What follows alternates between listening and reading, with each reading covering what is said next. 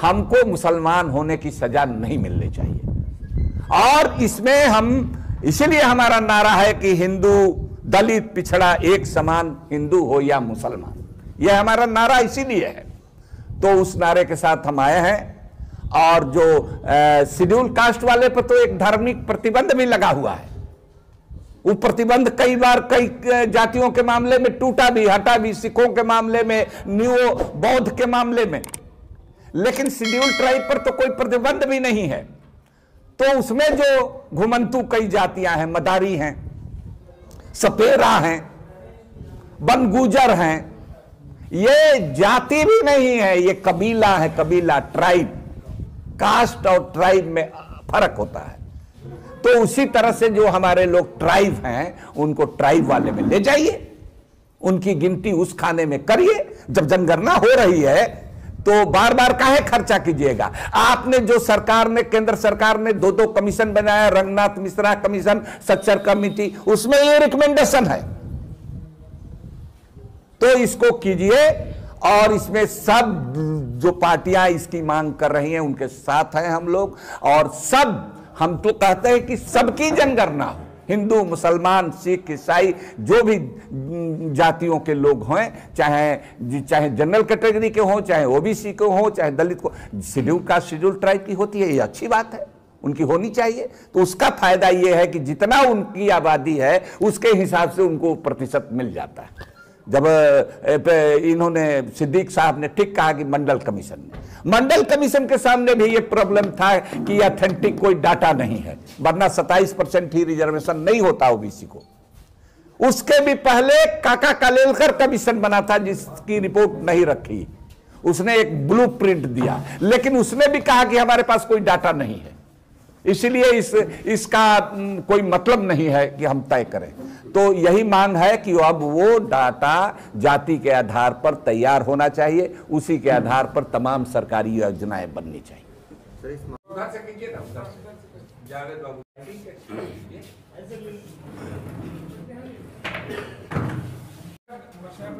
खुशी है इस बात की कि मेवात का तमाम पिछड़ा समाज आज हमारे साथ बैठा, जो जुड़ी हुई हैं, उनके लीडरान हैं हमारे यहाँ पर। तो सिद्दीक अहमद मेव साहब बैठे, उसके बाद साबिर मठेपुर वेलफेयर सोसाइटी, मतलब अलवी वेलफेयर सोसाइटी के महासचिव, तो 2 हमारे अलवी समाज हैं। बरका साहब हैं, बहुत ही अग्रणी संगठन चलाते हैं, जोगी समाज से हैं। आप ये हाथ खड़ा करके, बरकत साहब हैं जोगी बिरादरी से, और मोहम्मद हनीफ रियास प्रधान बेओ सेफी महासभा का, ये आप बैठे आगे, और याया सेफी पीछे बैठे। अच्छा, आगे तो जान रही है सोसाइटी के अब्दुल करीम अब्बासी साहब अभी आ रहे हैं, थोड़ी पहुंचने वाले हैं। वो अब्बासी समाज को रिप्रेजेंट करेंगे, अभी पहुंचने वाले हैं। तो हो गया, हमारे ऑल इंडिया पसमानदा मुस्लिम महाज के हरियाणा के अध्यक्ष हैं मौलाना, मतलब बहुत कुछ मेवात में यहाँ काम किया है, है ना। अब्दुल्ला साहब हमारे बैठे हैं, हमारे यहाँ लीडिंग करते हैं, अलवी समाज को बहुत अग्रणी लीडर, सारे समाजों का करते हैं वैसे वो, लेकिन। और फखरुद्दीन चेयरमैन वो हमारे यहाँ बैठे हैं। सेफी साहब का हो गया। शाहजहां एडवोकेट हैं, अलवी समाज के, बहुत युवा साथी हैं, वो हमारे बीच में बैठे हैं। ऑल इंडिया पसमानदा मुस्लिम महाज हैं, उसके राष्ट्रीय अध्यक्ष हैं, वो हमारे बीच में लेवल पे काम करता है, और बहुत ही ज़बरदस्त इंडिया में युवाओं के साथ उनका। अली अनवर साहब के साहबजादे हैं, और वो साथ में एसोसिएट करते हैं हम सब। तो ये मुख्तसर हमारा सबका तारुफ है। पत्रकारों में भी जिला पार्षद रहे हैं, अलवी समाज को ये भी रिप्रेजेंट करते हैं। लेकिन आज ये पत्रकार की कॉन्फ्रेंस हुई थी, और एक गोष्ठी भी हुई थी, विचार गोष्ठी। तो वहीं पर ये सब तय हुआ कि क्यों ना मेवात एक ऐसा दिल्ली से सटा हुआ क्षेत्र है जहाँ पर सब बिरादरियाँ रहती हैं, लेकिन उनके हक हकूक़ की लड़ाई प्रॉपर नहीं लड़ी जाती, उनकी गिनती भी नहीं होती। तो जिसका जो हक है, चेहरा भी आना चाहिए, पीछे वालों का, पीछे वाले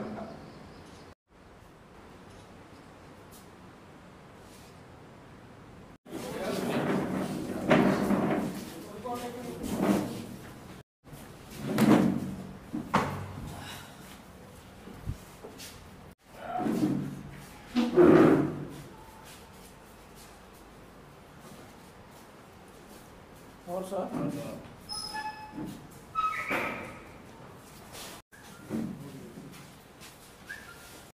तो नियरेस्ट पॉइंट हम लोगों के लिए ये था मेवात बहुत पिछड़ा हुआ इलाका है, तो दिल्ली के नज़दीक रहते हुए ये एक ऐतिहासिक मौका है, जबकि मेवात के विभिन्न पिछड़ी बिरादरियों के मुसलमानों में ये सब लोग यहाँ मौजूद हैं, उनकी नुमाइंदगी हो रही है। कितने हैं मुसलमान, कितने हैं ईसाई, कितने हैं सिख, कितने हैं, ये चरिंद परिंद हम लोग कहते हैं उर्दू में उसको, दरख्तों की भी, पेड़, तो ये सब भी होता है। तो उसी तरह से हम लोगों का कहना है कि इस देश में शेड्यूल कास्ट और शेड्यूल, लेकिन जो विभिन्न जातियां हैं उनकी जनगणना नहीं। समाज में भी वो सब जातियां मौजूद हैं, और इसकी वजह ये भी है कि कोई यहाँ के जो मुसलमान हैं 20 करोड़ से ज़्यादा आबादी सरकारी आंकड़े के अनुसार है, वो कोई ये जो बुकलेट आज हम लोगों ने रिलीज किया है, इसमें आप देखेंगे तो दिल्ली प्रदेश, उत्तर प्रदेश और हरियाणा प्रदेश में कौन कौन सी मुसलमान पसमानदा बिरादरियां रहती हैं और सरकारी सूची में जिनका नाम दर्ज है। हो सकता है कि कुछ लोग छूटे हुए भी हैं, लेकिन हम उन्हीं बिरादरियों का इसमें दिया है जो सरकार की सूची में है। ये भी आप जानते हैं कि सरकार की सूची माने एक राज्य सरकार की सूची होती है और एक सेंटर लिस्ट होता है, केंद्र सरकार की सूची होती है ओबीसी की। तो ये जातियां हैं इसमें।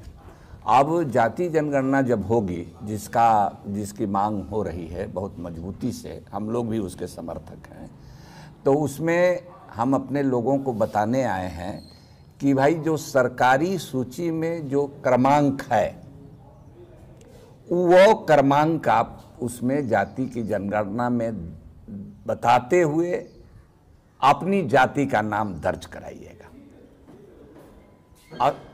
ठीक उसी तरह से जैसे कि वोट देने जब हम जाते हैं तो एक स्लिप लेकर के जाते हैं कि वोटर लिस्ट में किस क्रमांक में हमारा नाम है, तो जो पोलिंग जो अफसर होते हैं, प्रिजाइडिंग अफसर होते हैं, उनको आसानी होती है, तुरंत आपको वोट देने का मौका मिल जाता है। लेकिन आप बिना क्रमांक के जाइएगा तो इतना समय नहीं होता है कि वो एक एक पन्ना उघाड़ करके अपना नाम आपका खोजे। तो जिस सीरियल में इसमें है दर्ज, उसको याद कर लीजिए, रखिए एक बुकलेट, और बुकलेट छपवाइए, सब लोग छपवाएंगे और आप दर्ज कीजिए। अब ये सरकार के सामने है, 3 राज्यों ने, बिहार ने सर्वदलीय बैठक मोदी जी से मिला है, तमिलनाडु ने इस प्रस्ताव को पास किया है, वहां की सरकार ने, महाराष्ट्र सरकार ने पास किया है, झारखंड सरकार के लोग प्रधानमंत्री से मिलने जा रहे हैं। तो एक बड़ी आवाज बनी है कि भाई इस देश में पशु पक्षियों की गणना होती है, पेड़ पौधों की गणना होती है, धर्म के आधार पर हिंदू मुसलमान सिख ईसाई की गणना होती है, तो जात की गणना क्यों नहीं होगी? जाति तो एक हकीकत है, जो जिस जाति में पैदा हुआ वो उसी में मरेगा भी, मरने के बाद भी एक जात ऐसी चीज है कि पीछा नहीं छोड़ती है। धर्म आप बदल सकते हैं, संविधान ने सबको अधिकार दिया है कि जब चाहे वो स्वेच्छा से अपना धर्म बदल सकता है, लेकिन जात बदलने का कोई इंतजाम न संविधान में है न ईश्वर और भगवान के यहाँ है।